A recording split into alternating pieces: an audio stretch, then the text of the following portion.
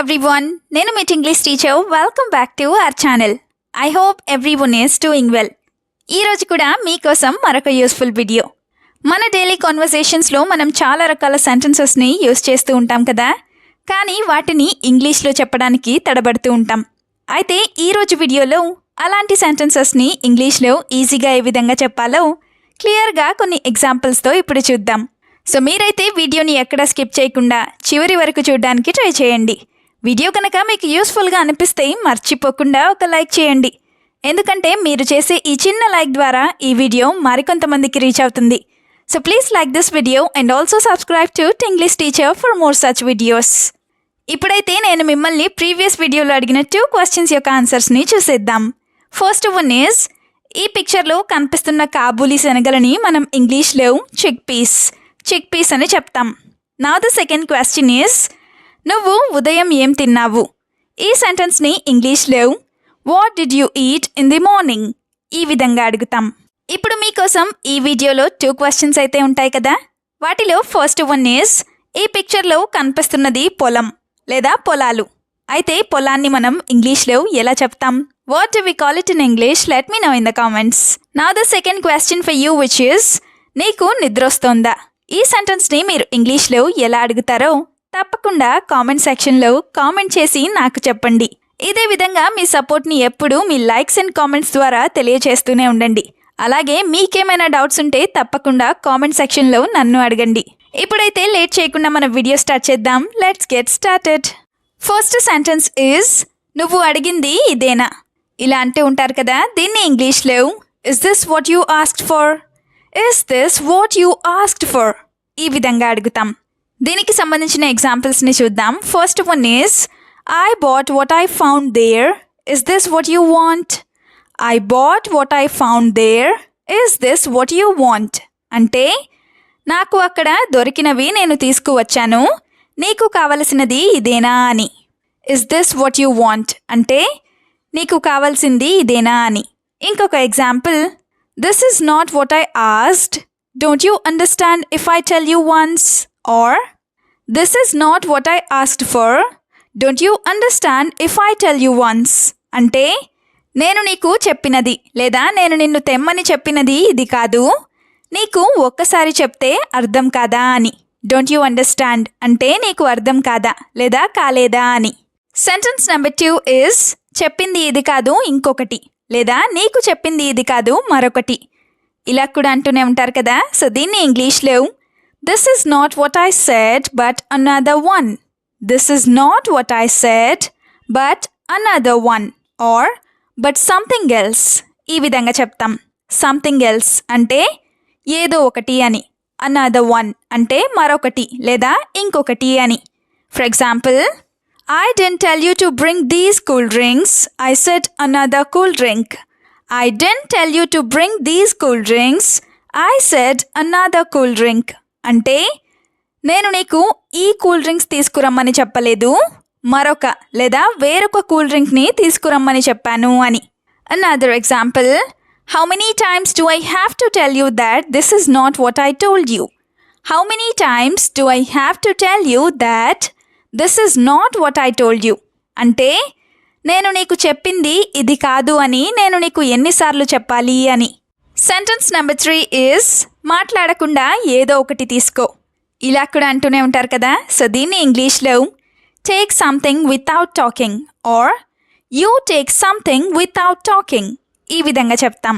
For example, don't say you don't like everything, eat it because it's all good. Don't say you don't like everything, eat it because it's all good. అంటే, నీకు ప్రతిదీ నచ్చలేదు అని చెప్పకు, తిను ఎందుకంటే అన్నీ బాగున్నాయి అని. Another example, whenever you say something you don't like, I feel very angry. Whenever you say something you don't like, I feel very angry. అంటే, నువ్వు నీకు నచ్చలేదని లేదా నువ్వు నీకు ఏదైనా నచ్చలేదని చెప్పినప్పుడల్లా నాకు చాలా కోపంగా అనిపిస్తోంది అని. సెంటెన్స్ నెంబర్ 4 ఈజ్, ఈ రోజు కాకపోతే ఇంకో రోజు లేదా ఈ రోజు కాకపోతే మరొక రోజు ఇలా అనుకుంటూనే ఉంటారు కదా. సో దీన్ని ఇంగ్లీష్లో if not today then another day. If not today then another day. ఈ విధంగా చెప్తాం. ఇఫ్ నాట్ టుడే అంటే ఈరోజు కాకపోతే అని. Now the first example is if not today I will never be able to go, so I need the money today. If not today I will never be able to go, so I need the money today.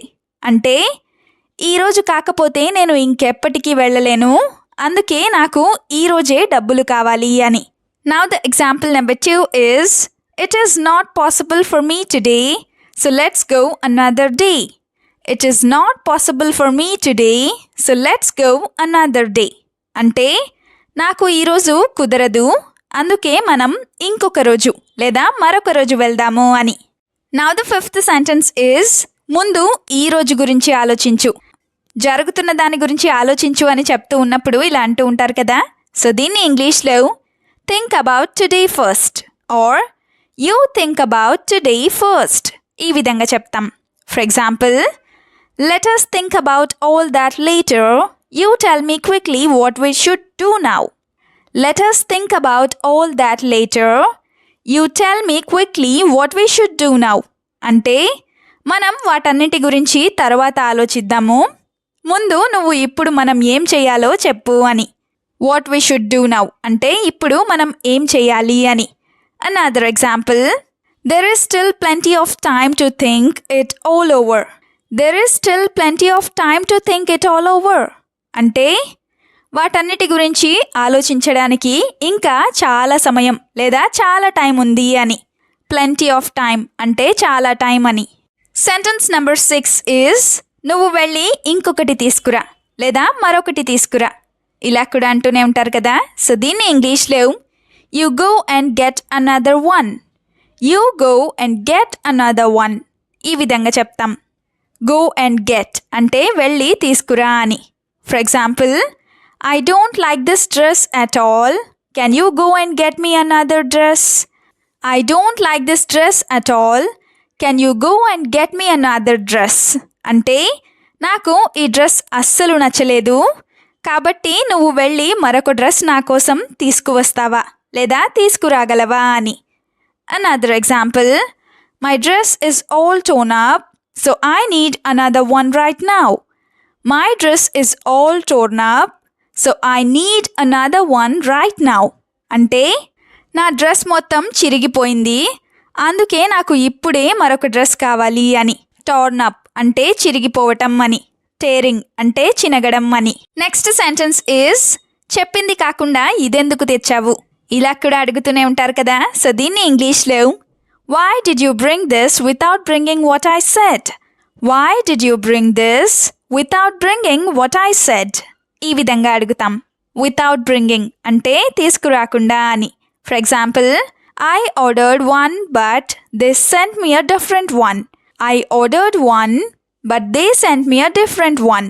అంటే నేను ఒకటి order చేశాను లేదా ఒకటి order పెట్టాను, కానీ వాళ్ళు మరొకటి లేదా వేరొకటి పంపించారు అని. Now the example number 2 is I have brought what you said, you check again. I have brought what you said, you check again. అంటే నేను నువ్వు చెప్పినది లేదా నువ్వు చెప్పినవి తీసుకువచ్చాను, నువ్వు మళ్ళీ ఒకసారి చెక్ చేసుకో అని. Now the last sentence is చెప్పేటప్పుడు సరిగా వినలేదు లేదా నేను చెప్పేటప్పుడు నువ్వు సరిగా వినలేదు. ఇలా జరుగుతూ ఉంటుంది కదా. దీన్ని ఇంగ్లీష్లో you didn't hear me properly.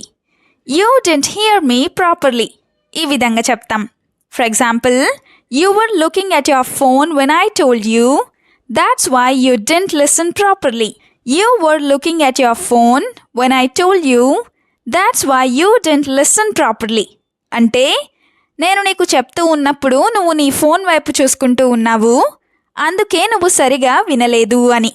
Now the second example is, do you understand what I am saying correctly? Do you understand what I am saying correctly or properly? అంటే నేను నీకు చెబుతున్నది సరిగా అర్థమవుతోందా అని. వీడియోని ఎండ్ వరకు చూసినందుకు థ్యాంక్ యూ సో మచ్. వీడియోలో ఉన్న సెంటెన్సెస్ అన్నీ తరచూ ప్రాక్టీస్ చేస్తూ ఉన్నట్లయితే you will become a better and fluent English speaker. ఈ వీడియో మీకు ఏ విధంగా అనిపించిందో మీ ఫీడ్బ్యాక్ని మాత్రం తప్పనిసరిగా కామెంట్ సెక్షన్లో కామెంట్ చేసి చెప్పండి. We'll meet you again with the useful and interesting video. Until then, keep learning, keep practicing, and keep supporting Tinglish Teacher. Have a good day. Bye bye.